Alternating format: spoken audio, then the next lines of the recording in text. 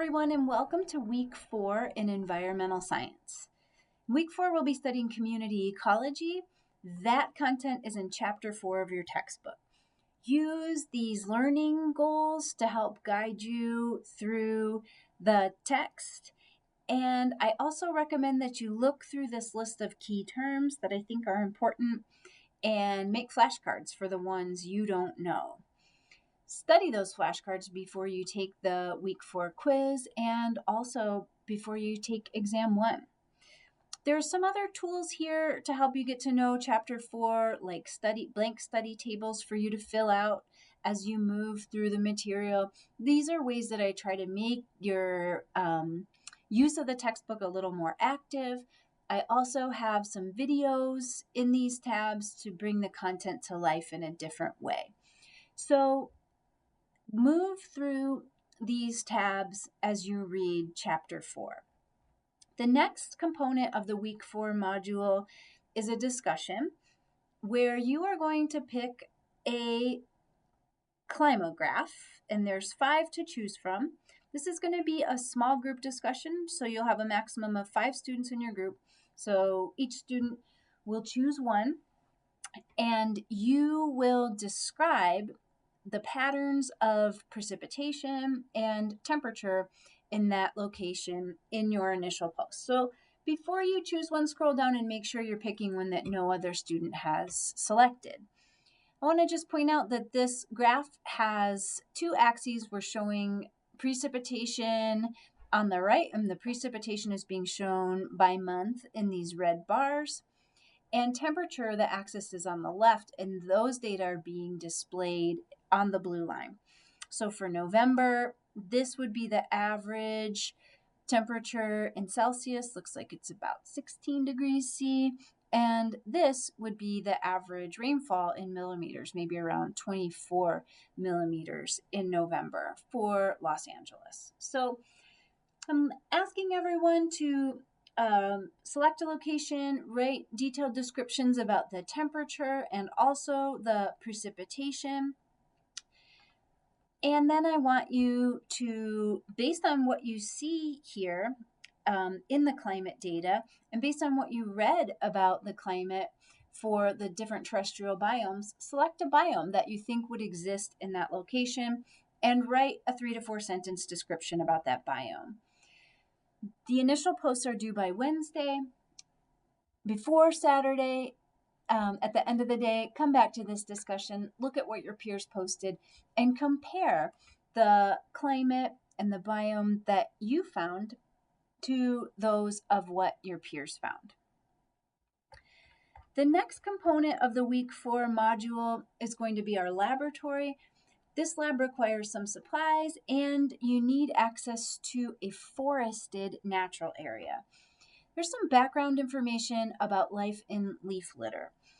This is a great article that's going to walk you through, what's going on in terms of the organisms and the role that they play, the leaf litter organisms and the role that they play in ecosystems.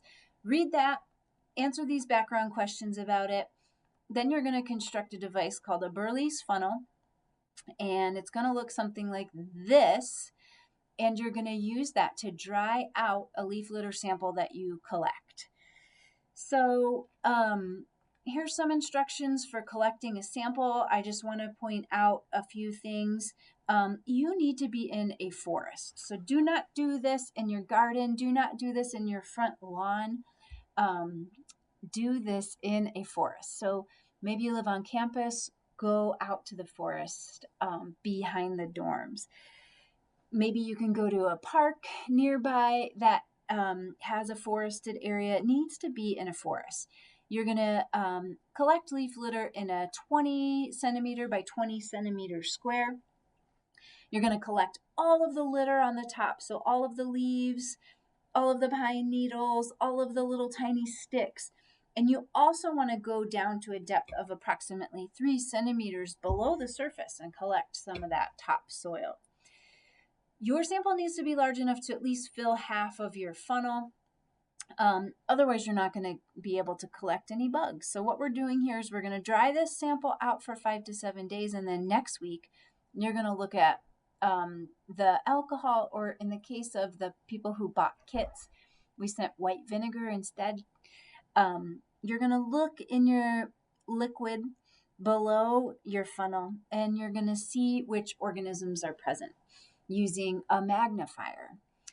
So this week we are just getting started, and I'm going to ask you, if you go back to the Canvas page, it describes exactly what I'm looking for here, the answers to those questions, a picture of the site you sampled, it should be a forest, and a picture of your leaf litter sample drying in your Burley's funnel. That lab is due by the end of the day on Saturday. I've got a practice quiz in here for you to take to help you get ready for the 10-point graded quiz about Chapter 4 content.